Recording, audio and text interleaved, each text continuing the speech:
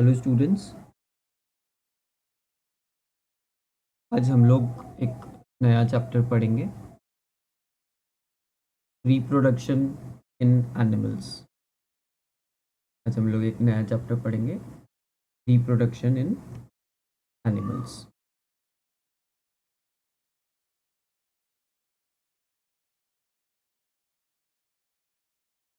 Reproduction, simple सा सवाल है, रिप्रोडक्शन क्यों ज़रूरी है? मार्क में सवाल आता है और एक मार्क या 2 मार्क में सवाल आता है, why is reproduction essential for a species या essential for organisms। तो सिंपल सा आंसर है कि अगर रिप्रोडक्शन नहीं होगा तो कोई भी स्पीसीज, कोई भी ऑर्गेनिज्म का टाइप, कोई भी स्पीसीज आगे कंटिन्यू कैसे होगी। तो रिप्रोडक्शन का आंसर रहेगा, reproduction is essential for the continuation of a species. Simple.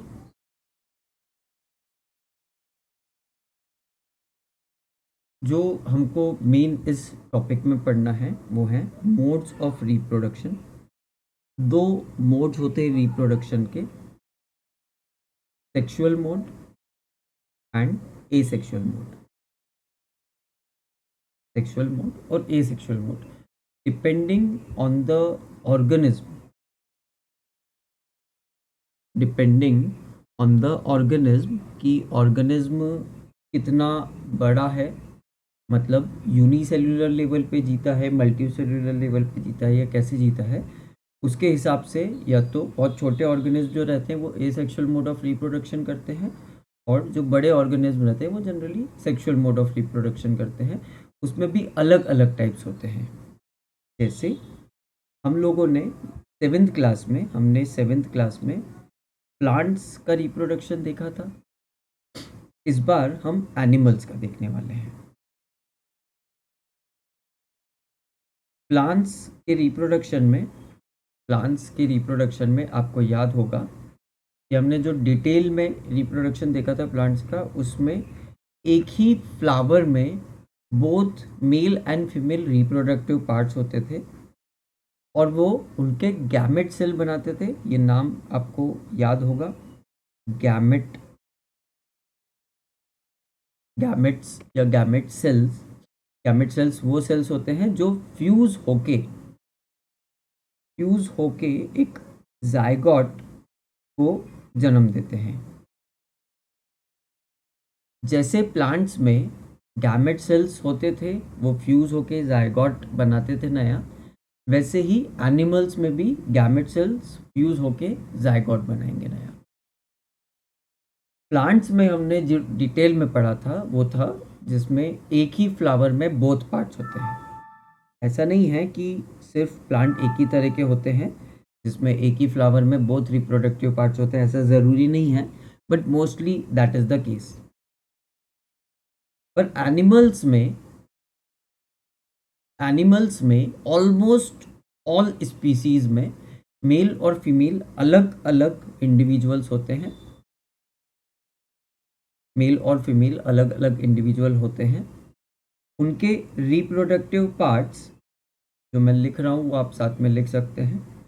उनके रिप्रोडक्टिव पार्ट्स होते हैं और उनमें गैमेट सेल्स प्रिपेयर होते हैं जो कि जब भी फ्यूज करेंगे तो जायगोट बनेगा। Zygote is the initial organism या initial cells, group of cells for a new individual. Okay, sexual reproduction की डेफिनेशन यहाँ से लिख सकते हैं, fusion of male and female gamete cells is called sexual reproduction. मैं चाहूँगा कि सब अपनी कॉपी में लिखते चलें, हम लोग चेक करेंगे लास्ट में। जो मैं अंडरलाइन कर रहा हूँ या जो मैं साइड में लिख रहा हूँ, जो डेफिनेशंस हैं वो लिखते चलें, लास्ट में चेक होगा आपका कॉपी। ओके, आपकी बुक अलग हो सकती है, जो मैं बुक रेफ़र कर रहा हूँ उससे, बट बेसिक कंटेंट सेम होता है। ये कंटेंट अच्छे से सुनिए, ध्यान कीजिए इसको, आपका 80-90% तो कवर हो जाएगा, बाकी हम लोग क्लास में टेक केयर करेंगे। आगे जब हम लोगों ने बात की कि एनिमल्स में मेल और फीमेल इंडिविजुअल्स अलग अलग होते हैं और उनके ऑर्गन्स जहाँ पे गैमेट सेल्स प्रोड्यूस होते हैं वो भी अलग अलग रहते हैं। तो उनके ऑर्गन्स और गैमेट सेल्स के बारे में पढ़ लेते हैं। मेल का जो गैमेट सेल है, मेल का जो गैमेट सेल है उसको बोलते हैं स्पर्म, और फीमेल का जो गैमेट सेल है उसको बोलते हैं ओवा या एग।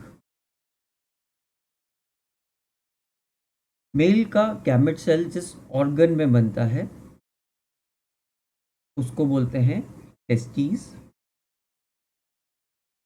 फीमेल का जो गैमेट सेल जिस ऑर्गन में बनता है उसको बोलते हैं ओवरी। मेल के ऑर्गन बॉडी के, मेल की बॉडी के बाहर होते हैं, आउटसाइड द बॉडी। उसका रीज़न ये है कि जो स्पर्म्स हैं उनको जो प्रॉपर टेम्परेचर या ऑप्टिमम टेम्परेचर रहता है वो रहता है 34, 33, 34 डिग्री सेंटीग्रेड।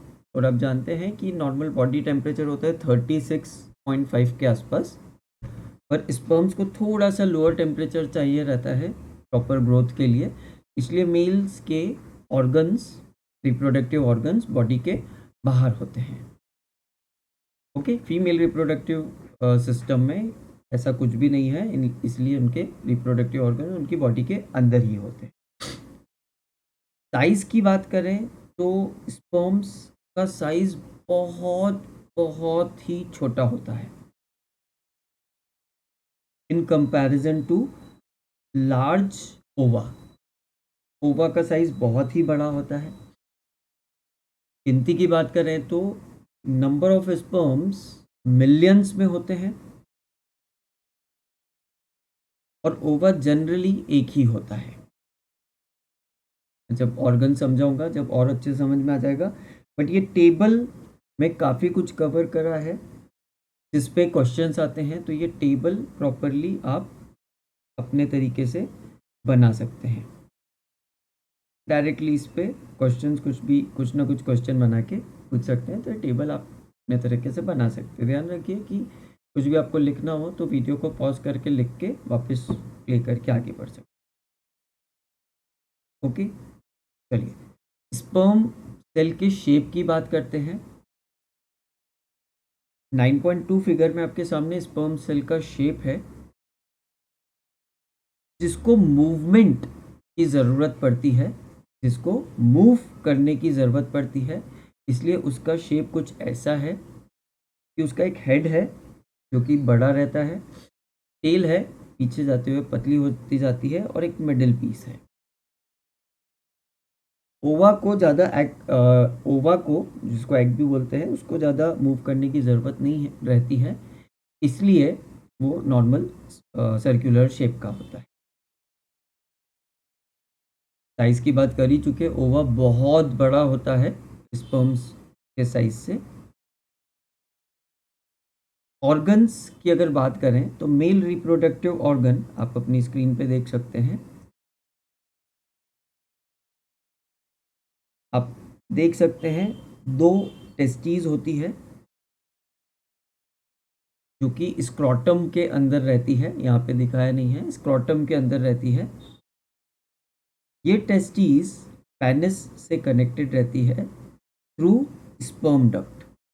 तो टेस्टीज में स्पर्म बनते हैं और टाइम टू टाइम वो स्पर्म डक्ट के थ्रू पेनिस पे आते हैं।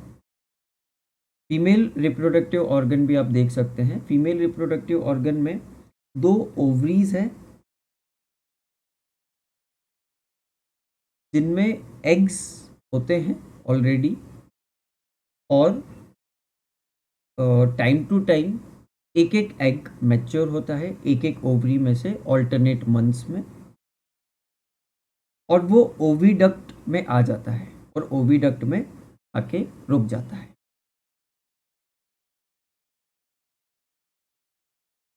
ओके, ओविडक्ट को फैलोपियन ट्यूब भी बोलते हैं, ये नाम ध्यान रखेंगे।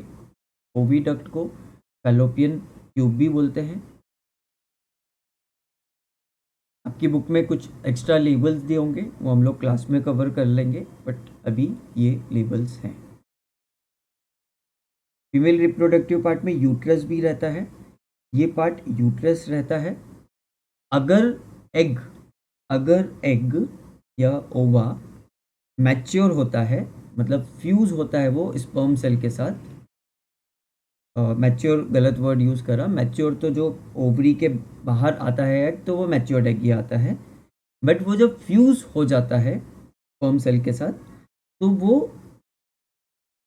यूट्रस में आके रुक जाता है और वहाँ से कंसीविंग शुरू हो जाती है। ओके, कैसा प्रोसेस होता है वो बात कर लेते हैं। जैसे आप देख सकते हैं human ovum, female ovum, human ovum का एक डायग्राम दिया है यहाँ पे। वो ओवम में सेंट्रल पार्ट में न्यूक्लियस होता है, स्पर्म में भी एक न्यूक्लियस होता है, ओवम में एक सेंट्रल पार्ट में न्यूक्लियस होता है।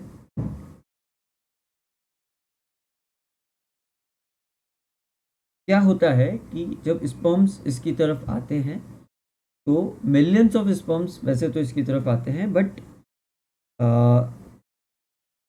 और वो ओवम में एंटर करने की कोशिश करते हैं, वो एग में एंटर करने की कोशिश करते हैं। जैसे ही एक स्पर्म एंटर कर जाता है, उसका हेड टूट जाता है और वो फर्दर एंटर कर जाता है और टेल वही रह जाती है, क्योंकि स्पर्म के हेड में ही उसका न्यूक्लियस होता है। वो न्यूक्लियस ओवम के न्यूक्लियस की तरफ आएगा और वो जब दोनों न्यूक्लियस मिक्स हो जाएंगे, देखिए ये 9.6 फिगर में दिखाया है, जब दोनों न्यूक्लियस मिक्स हो जाएंगे, दैट इज क्या हो जाएंगे, फ्यूज। जब दोनों न्यूक्लियस फ्यूज हो जाएंगे तो फिर आपका चालू हो जाएगा जायगोट बनना। एक बार में एक स्पर्म एंटर कर जाता है, फिर ओवम और ओवम में ऐसे कैरेक्टर्स होते हैं कि वो बाकी स्पर्म्स को फिर एंटर करने नहीं देता, बाहर से अपनी शेल को कड़क करते जाता है।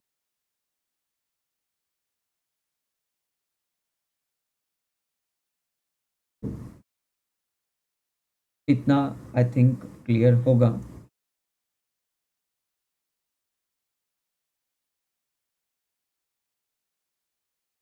ये जो फ्यूजन है इसको बोलते हैं फर्टिलाइजेशन। ये जो फ्यूजन है दोनों न्यूक्लियस का, इसको बोलते हैं फर्टिलाइजेशन। क्योंकि ये फर्टिलाइजेशन बॉडी के अंदर होता है, इसलिए इसको इंटरनल फर्टिलाइजेशन बोलते हैं। तो सर क्या एक्सटर्नल फर्टिलाइजेशन भी होता है? हाँ, कुछ फ्रॉग्स की क्लासेस में एक्सटर्नल फर्टिलाइजेशन होता है, फ्रॉग्स की स्पीसीज में एक्सटर्नल फर्टिलाइजेशन होता है, वो भी आगे है। बट यहाँ से आपको जो टर्म्स याद रखनी है, fertilisation, zygote, internal fertilisation, etcetera.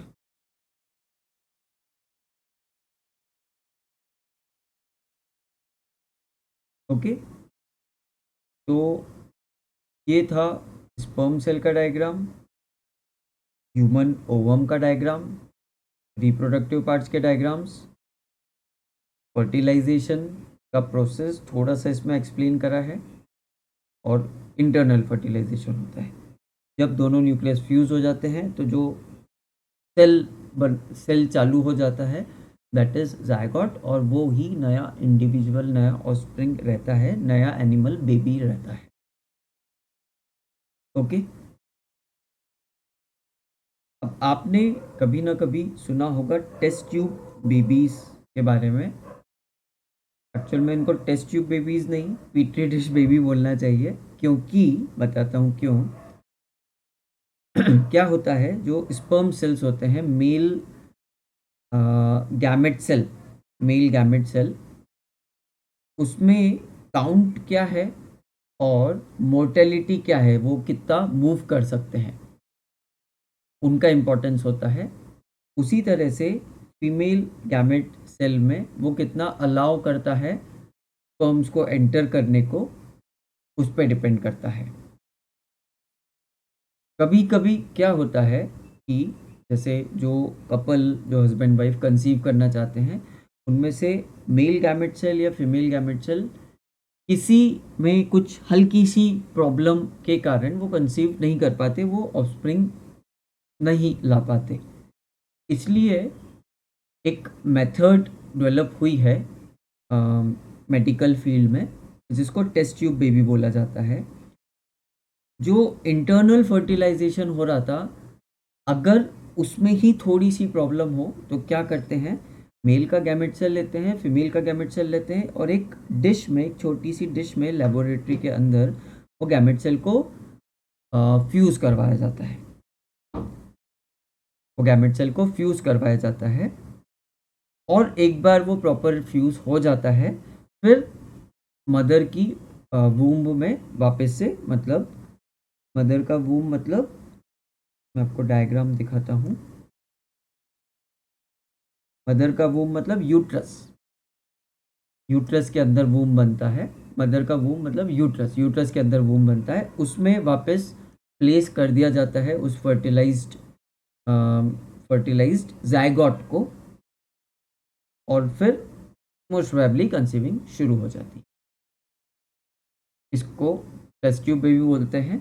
अब क्योंकि ये टेस्ट ट्यूब पे नहीं होता, एक्चुअल में ये पीटरी डिश में करते हैं, कांच की छोटी सी प्लेट आती है, लेबोरेटरी में रहती है, इसलिए मैंने बोला था इसको पीटरी डिश बेबी बोलना चाहिए। खैर, टेस्ट ट्यूब बेबी बोलते हैं इसको। ओके, वापस बेबी को या वापस जायगॉट को मदर के यूट्रस में रखने की ज़रूरत क्यों है? क्योंकि वहीं पे सारा न्यूट्रिशन मिलता है। एक ऑर्गेनिज्म टेस्ट ट्यूब या पीटरी डिश में ग्रो नहीं कर सकता है, न्यूट्रिशन कैसे मिलेगा? वूम्ब में प्रॉपर न्यूट्रिशन मिलता है, यूट्रस में प्रॉपर न्यूट्रिशन मिलता है, इसलिए वहीं पे वापस प्लेस कर देते हैं। ओके, अब मैं बता रहा था एक्सटर्नल फर्टिलाइजेशन का एक एग्जांपल। जैसे फ्रॉग्स होते हैं, तो फ्रॉग्स आपने देखे हैं, फ्रॉग्स कंटिन्यूसली उनको जंप करना पड़ता है, उनका मूवमेंट ही जंप से होता है। तो फ्रॉग्स केपेबल नहीं होते हैं अपने बेबीज़ को अपने वूम्ब में होल्ड करने के लिए, अपनी बॉडी के अंदर होल्ड करने के लिए। तो क्या होता है, फ्रॉग्स में एक्सटर्नल फर्टिलाइजेशन होता है। फीमेल फ्रॉग अपने एग्स एक जगह पे छोड़ देती है, फिर मेल फ्रॉग आता है और अपने दूसरे स्पर्म सेल्स, मतलब गैमेट सेल, उन पे ही छोड़ देता है। और वहाँ पे उन दोनों में एक ऐसा केमिकल भी होता है कि उसकी रिएक्शन से एक कवरिंग बन जाती है, ताकि कोई भी दूसरा जानवर इनके पास में नहीं आए। वो जो कवरिंग रहती है वो बहुत फाउल स्मेल की होती है, ताकि दूसरा जानवर इनके पास में नहीं आए।